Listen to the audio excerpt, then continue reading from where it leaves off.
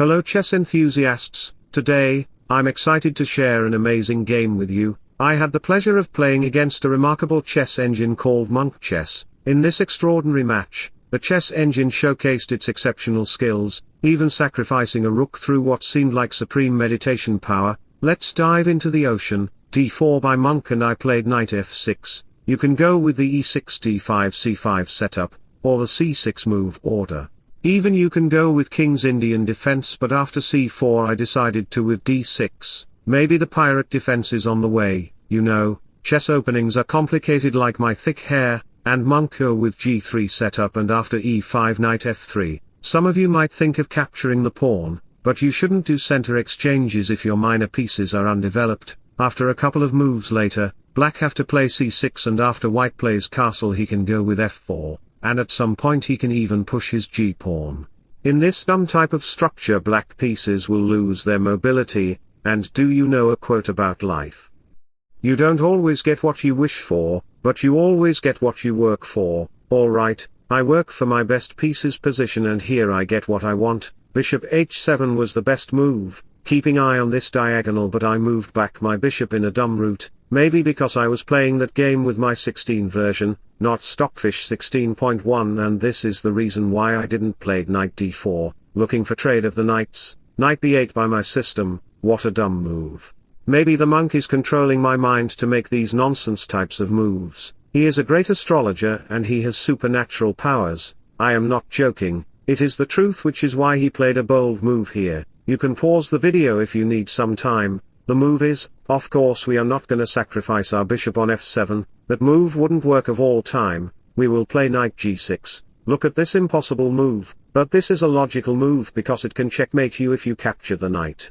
The rook is under attack and even if you dare to save the rook I will capture it simply. Now queen f3 is coming and it's your classroom where you make paper airplanes and give black a strong threat at the same time. In my childhood I did a lot and I captured the pawn. He sacrificed his bishop on f7, makes sense, captured and queen takes h8 will cost queen f3 check, and no matter where your king will run, queen to b7 can target 3 of the pieces from different places at the same time.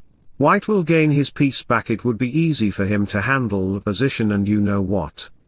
Nobody is your friend until they defend your name in your absence, so I went for king g1 because the knight is not going to somewhere, and can you guess Monk's next strong move?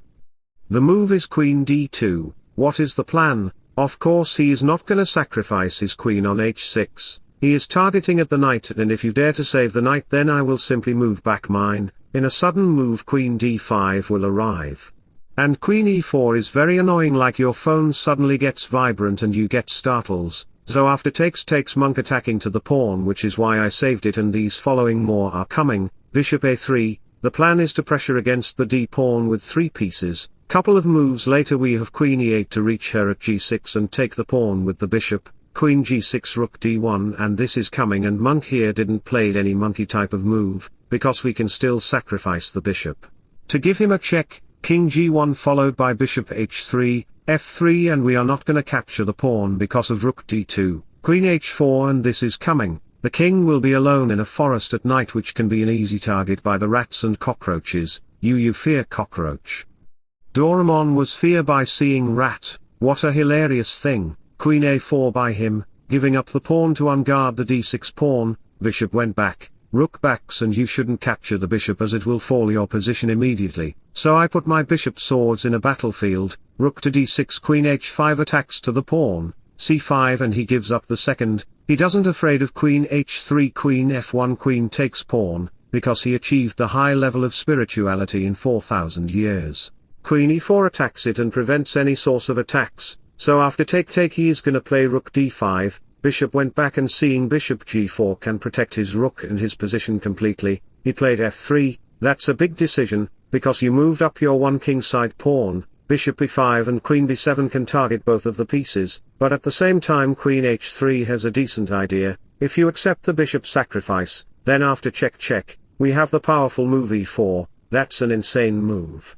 No human can't find this move simply, and after pawn exchanges queen h2 will come, king e3 will meet up with queen e5, and after king d1 queen h5, the rook is under attack and your is hanging, this will be an equal position and you know.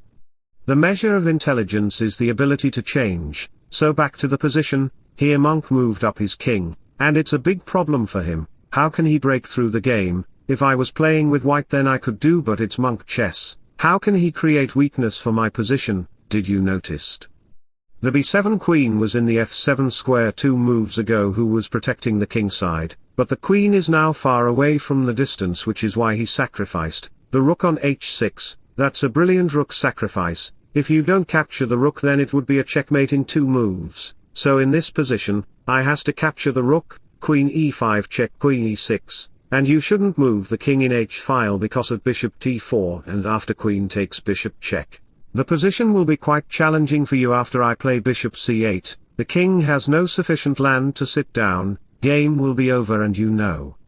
Just because you feel like you are in darkness today, doesn't mean the sun wouldn't come out tomorrow, so here I played king g7, because my sun will never go down. Monk is realizing his breath and played king h2 to get rid out of the bishop, rook d8 bishop e5, the bishop is under attack so bishop d5, queen check king runs and a very precious move by monk, that's rook c7, this is just wonderful. He is also protecting any queen attack by the bishop. How many of you can do this, attack and defense at the same time? Nobody, right? Even me, because monk's supreme spiritual power is overpowered. And if you dare to save the queen at any square then after queen h8, king ups check backs and let me pick up the bishop, it will be a checkmate, game will be over so back to the position, we have queen b4 to protect the bishop, queen check king ups check, the king shouldn't go on e6 because after bishop c3, I am gonna checkmate you on g6 by my queen, this will be a checkmate in 2 moves. Look how beautiful the chess is, you get checkmated in the middle of the game and friends it would be very beautiful if you have liked and subscribed to my channel, so here, I am also threatening to give him a check, which is why monk played queen to h8, and we repeated 1 move, king h3 bishop e6, and the monk's pieces position are so well placed positionally, if you play any normal kind of move them after a few checks, monk will show his attitude and pick up my bishop. This is coming and the game will be over for me and you know. No matter how hard the climb is, stay focused on the top of the mountain, so, I returned his bishop by capturing the pawn, and we did a queen exchange, but he gets a pass pawn at the end of the day, which is a worse thing for me. Monk played a very good game with me, but anyway, he can be my spiritual guru.